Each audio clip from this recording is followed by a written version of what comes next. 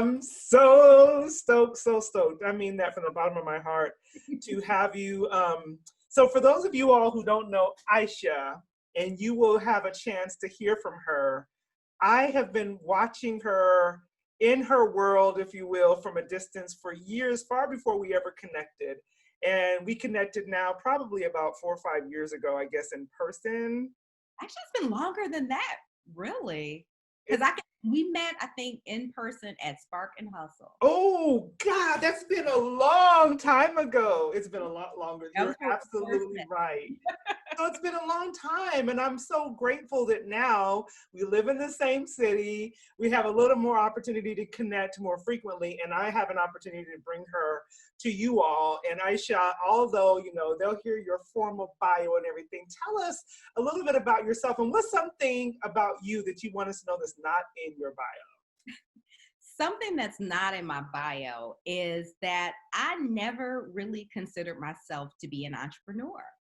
I mean, I think about some people, and even some of my clients, I think about some of my family members that you can tell that they're just naturally wired. Like I think about my nephew who, when he was like 4 or 5, he was drawing pictures and selling them to us for a quarter. Just some people are just natural entrepreneurs. That wasn't me. That was not me. My education is in broadcast journalism. So that was the path that I was on, going into media, and then realized I didn't want to do that. And so I ended up going into corporate for years. But it took me realizing that the vision that I had for my life didn't exist in a job description, and I had to go build it. And so that was a big step to just say, okay, let's figure this thing out. And it hasn't been the smoothest journey at all times, but 11 years later, I'm still here.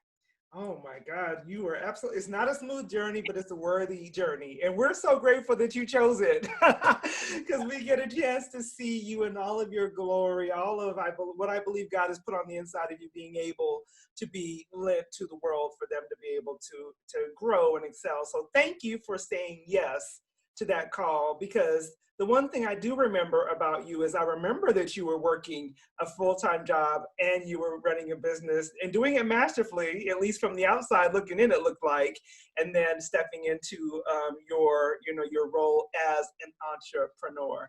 What was that like for you? I'll tell you. So when you saw me and I was working, that was me going back to work. Wow. So I had been on my own for 5 years, not working for anybody, and then had to make the very difficult decision to go back and get a job. Okay. And I, put myself on the clock and was like, okay, here's the number in recurring revenue that you need to hit. Mm-hmm. And if you don't hit it in the next 30 days, you need to go get a job. Wow. And I didn't hit it. so and I mean, I had done everything that I knew to do, but at that point, and I think that's one thing too with entrepreneurship.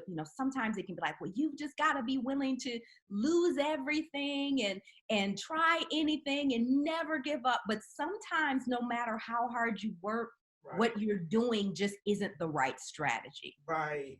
And if that's the case, okay, take a step back and regroup. And in my case, because I'm single, nobody else is bringing in income in my household. Mm-hmm. If it doesn't work for me, I don't eat and I don't have a roof over my head. And Yeah. that literally happened at one point. Mm-hmm. And so it's like, okay, I'm trying it. It's not working. This isn't me being lazy. This isn't me procrastinating. The strategy that I have isn't working. So let me go. Let them give me this paycheck every 2 weeks while I figure it out. And it ended up being a really good time for me because number one, I got to just rest, because when you're going through and trying to figure things out and there's financial pressures, it is so taxing. Mm-hmm. And if we're not careful, it can really make us do desperate things. And people can smell desperation a mile away. A mile away. Yes, ma'am. You do not want to be operating like that. So it was good to just be able to go back, regroup. I still had mental capacity to be able to devote to serving clients and figuring things out, but it let me go back to what was that original vision that I had, and how do I then build the business that's going to get me there. And even though I was enjoying what I was doing before that, it didn't have me on that path. So I'm glad that I was forced to step back and do things differently. But I love the fact that you actually created a strategy around that. And it wasn't an act of, oh my God, it's not working, I gotta go away. It was like, I gave myself this time, I did everything I needed to do, and this is the next step. And then setting yourself up to be able to enter back into the world of entrepreneurship on your terms. And I can totally appreciate that. And I love that because I think that as entrepreneurs, as a community, I think we tend to almost shame people for feeling as though they need to go back and get a paycheck. And you're not right. It's like, if you can't feed your family, you can't keep a roof over your head, you are not seeing the results that you really need to be seeing in order to live a fruitful life. I think that there needs to be a plan in place. And that plan might include going back to work, and there's no shame in that, right? Right. That's Right. right. So, Oh, and I remember at the time thinking to myself, okay, I've helped so many other people successfully transition from corporate to entrepreneurship. And I've helped so many other clients to do well. What are they going to think of me yes. when I have to go back to work? And I remember, hearing God say, who cares what they think? And in Right. this is going to actually strengthen somebody else when, it'll give them the courage they need to make decisions that they need to make. I love So, that. I love that. well, let's Yeah. do it. Yeah, and it's a smart decision when it necessitates it. It's like, do what's necessary for you. Forget the world's voices at that time, because the world can keep you hungry, right? In my own bed and eat my own food, Yes. I kind of like living in a house, an apartment, whatever. So I believe that for most people, when it comes to, we're talking about networking and sales and being present and being visible and all of those things, and you do such a phenomenal job of all of those things. But I believe that for many people, it's less about competence and more about confidence, right? So I know for myself, just getting on a live video is a whole ordeal. It's, you know what I mean? I have to talk myself into it. It's a whole thing for many people, and there's more people who just won't do it at all. So tell me about your confidence story. Have you always been who we see you as today, or have you had to go on a journey to get to this place of confidence that we see when we see Isha? Well, I tell you, one of the things that you said that I teach this, I believe in it, the connection between confidence and competence, and the fact that yes, there are people. Here's the really ugly reality of it. There are a lot of people who are not competent, but are very confident. True that. And they go out there and they fake it and they take people's money and then they don't deliver. And then there are people out there that are great at what they do and they don't have the confidence. And so as a result, people don't trust us. And I think a great example of that showed up in my life was my senior year of high school. And I remember being in an AP English class, and my fellow classmates were trying to figure out who was in the top 10. It was like, okay, we know Nick is the valedictorian. I think Carrie's the salutatorian. They're going back and forth trying to, they thought they had, figured it out, but it's like, but who's number 6? Who's number 6? Aisha, are you number 6? And I just like burst into hysterical laughter because my cumulative GPA was a 2.98. Mm-hmm. So, whether you think that's good or bad is indifferent. But it definitely does not have you in the top 10 of graduating class unless there are only 10 people graduating. Got that, yes. But it was so funny to me that everybody around me thought I had this amazing GPA. Yes. I was voted with the valedictorian. We were voted most likely to succeed. So that was how everybody else saw me. Because that was how I saw myself. And I'm not going to say that there aren't things that have challenged that. I think back to even when I was in elementary school, like I've always dealt with weight. I'm not going to say struggled with weight. I've always dealt with weight. I've never been a size 2, size 3, never. And I remember being, in 5th grade or so, and one of my friends telling me, oh, you'd be so pretty if you lost weight. Oh my God. And I remember at first thinking, what do you mean? I'm pretty now. Yeah. But then I went home and I'm hearing that. I mean, here, all these years later, I still remember it. And so then it caused me to question myself, am I not pretty because I'm overweight? Is that true? And so I think it's a constant struggle for us to be able to hold firm to what we believe about ourselves that's positive. Yeah. Because there's always going to be people and things that will challenge that. Yes. But you've got to be able to say, okay, they said that. That's not true. I'm letting that go. Because if you let it take root, boy, it's a lot harder to fight it off. Yeah. I think that we spend more time uprooting the seeds of people who've planted, those negative things in us than in many cases really working on who we really are. And I'm so glad you shared that story, because I know that there are people who probably don't even realize when that seed was planted, why they're struggling, why they're, really dealing with confidence issues. So thank you for sharing that.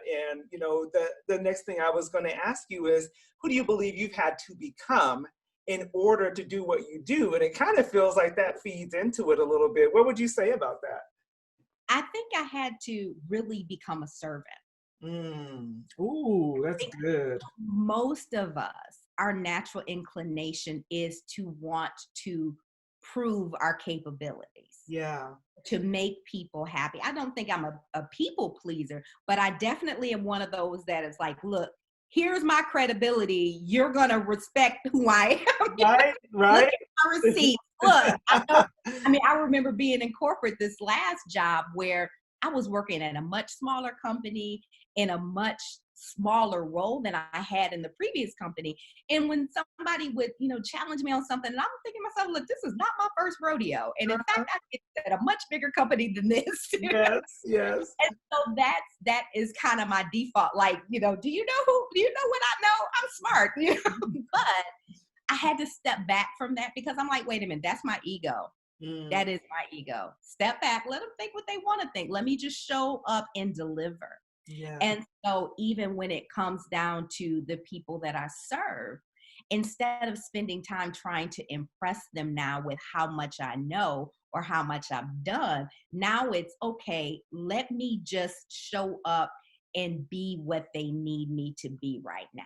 Ooh. And when we let go of that, because on the flip side of that, if you struggle feeling like I don't know enough, or what if I take on this client and they don't get the results that they thought they were going to get?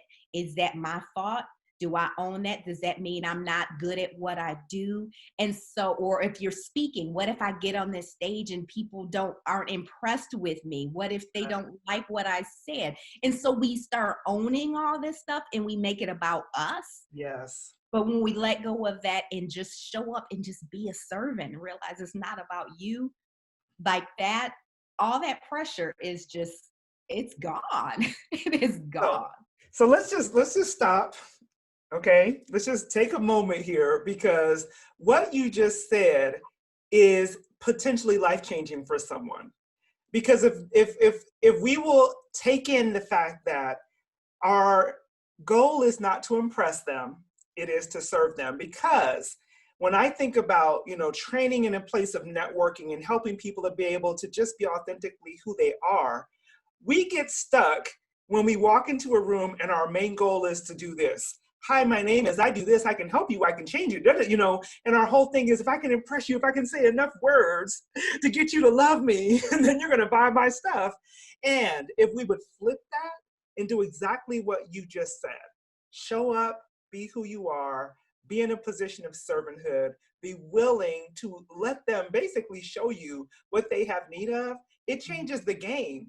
And so for those of you all who are listening to this, I should just change your life. And if you will just drink that in, everything can change for you, right? So thank you for sharing that. That is a power tool. That's a power tool right there. Aisha, tell me, what connections have served as the biggest roles, have really played the biggest role in your life? Who in your life has been like that person or those people who've been game changers for you? I tell you, ironically, it was a lot of my colleagues from my first corporate job that I got laid off from during the recession in 2009. And it was that role that I was in, that company I was working for at the time, where I'm like, okay, this isn't who I want to be when I grow up.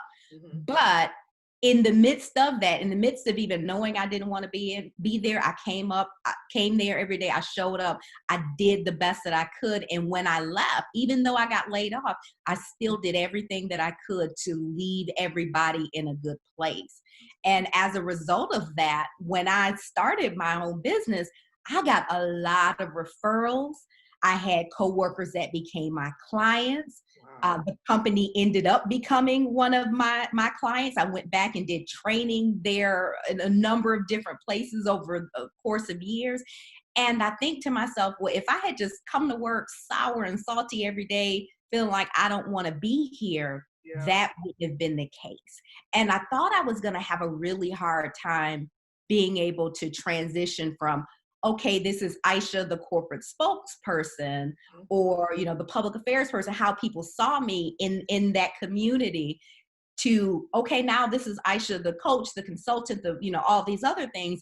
And it really didn't take a whole lot, because at the end of the day, people trusted me. Yeah. And they believe that, okay, if you say you can do this, I've seen you do well in other areas, so you must be able to do this too. And they trusted me. And so that was a game changer. And I tell you, 11 years later, I still have opportunities that come from that network of people. Wow. So you created, just by your behavior and the way that you showed up, you created trust. You made yourself trustworthy by the way that you operated. And that's so important. And I don't know that people always think about their future when they're in the presence of certain things and the way they're feeling about certain things. So that is huge. It's huge. How would you sum up your journey? If you had to give me one word to say, this is how I've arrived to where I am right now, what would that one word be? If I had one word to sum up my journey, it would be purpose. Okay, I'm gonna need you to expand on that. I know I said one word, but I want to hear why that word is important to you. I knew my purpose. I didn't fully understand it, but I started to get pieces of my purpose at a very early age. So from being able to see this vision of, okay, this is what your life is going to look like. And so then as I progressed through life, if it didn't look like that, or if I didn't feel like I was on any track to lead me there, then I knew, okay, wait a minute, I'm doing something wrong here. Right. Let me step back and figure out how to get back in alignment.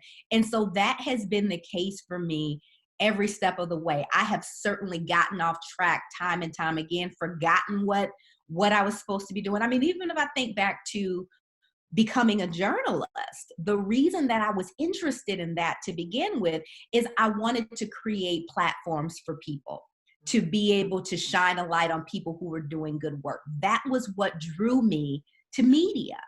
But at the time, I mean, we're talking 30 years ago, there was no social media, there was no YouTube, there was no self-publishing, all the things that we can do now to get a message out there. Yeah. We didn't have any of that. You had media, traditional media, newspaper, television, that was it.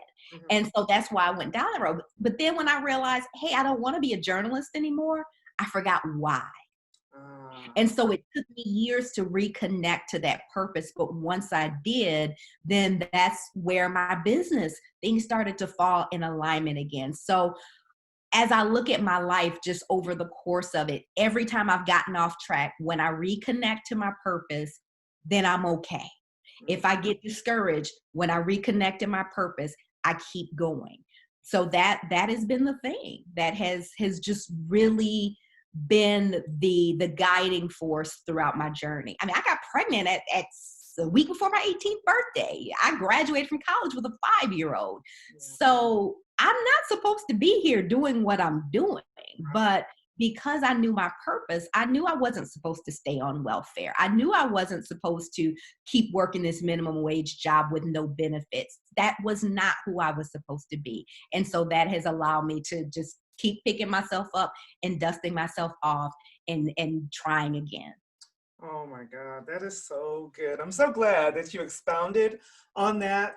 Because the phrase that was coming to mind as you were speaking is something you just said, that guiding post, that thing that kind of brings you back to that center to remember, okay, this sucks, it's hard, I don't know how I'm going to get past this, but I have to keep moving forward. I have to keep moving forward. Man, if I was just doing this for me because I wanted somebody to look at me or think I was special, oh, I would have quit 9 years ago. Started 11 years ago. I would have quit 9 years ago. But knowing that it's bigger than me, knowing that there are people that I'm called to serve that are going to make a big impact in the world, and I'm going to be used in that process, I can't quit. Right. I can't. Right. I was doing actually an interview myself earlier this morning, and that was the thing. I got so emotional because, the interviewer asked me, why do I continue to move forward? In a nutshell, why do I continue to move forward? And my answer was, I literally can see the people. I can see the people who I've helped already, who God has allowed me to help. But there was I don't remember if it was a book I read or I heard it on a podcast, but I heard this phrase and it has stuck with me forever. And it was that there are people who you've not yet met who are depending on you. And that was so powerful. And it's like, though those faces may be blank in my mind right now, I know that I have to get to them. I know that I have to continue. So even when I did, kind of like you, go back into the workplace because I had to for a short stint, it was what drew me back to that place. So purpose is a powerful word. And I'm so grateful that you shared that. And I think that if people will really take that in, it's like, when it gets tough, you got to remember, what are you doing this for? Who are you doing this for? I would even say, put pictures on your vision board of actual people that you're called to serve. So, oh my God, this is so good. Yeah. So what would you say, because I know, similar to me, you've grown a large network. You've been very visible. People have grown to appreciate and respect the work that you do. What has been your networking secret? What's the thing that allows you to make the types of connections that you've made over your career? So until recently, I would say I kind of sucked at networking. Thank you for that honesty. By nature of what I do, people would connect.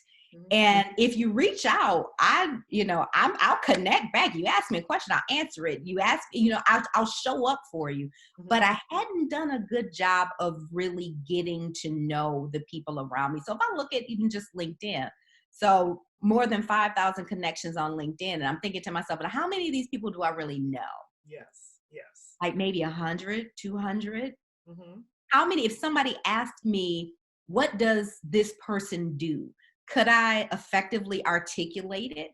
If I knew somebody that needed them, could I mentally make that connection? And when I realized the answer was no, I knew I had to do something different. But at the same time, I didn't want to do what I saw some people doing, in that they were just always out.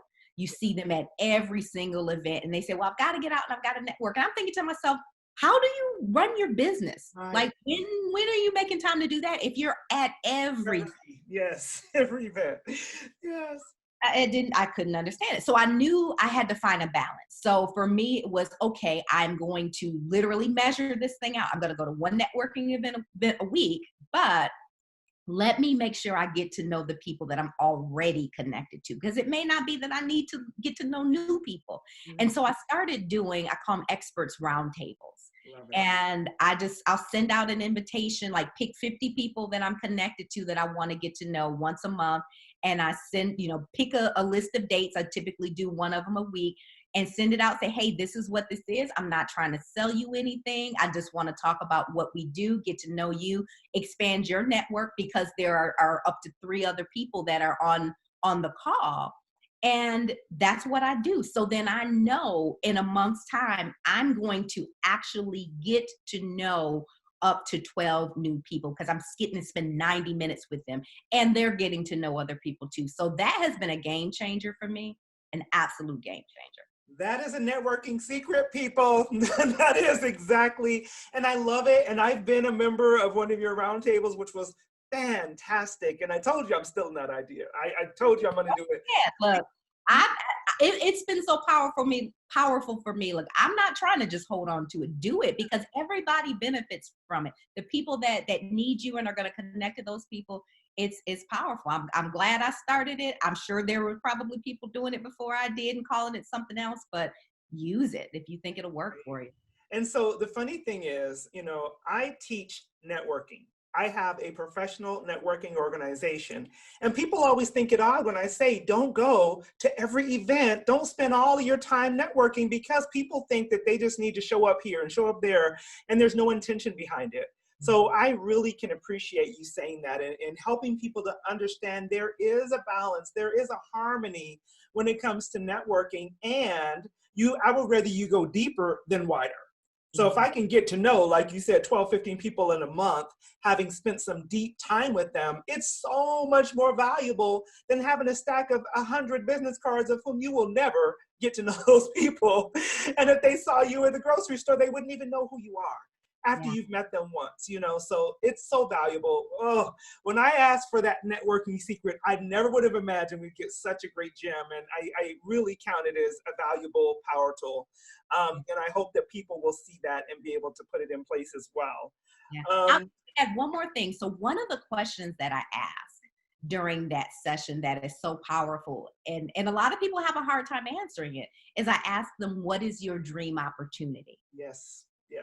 And asking that question, I know, is going to end up being powerful for all of us, whether it's, hey, I know how to help you make that happen today, or if it's 3 years from now. And I remember, hey, Tish told me this is what she wants to do, and I just met this person who could potentially make that happen. Let me make this connection. So not only knowing what somebody's doing today, but what do they want to do?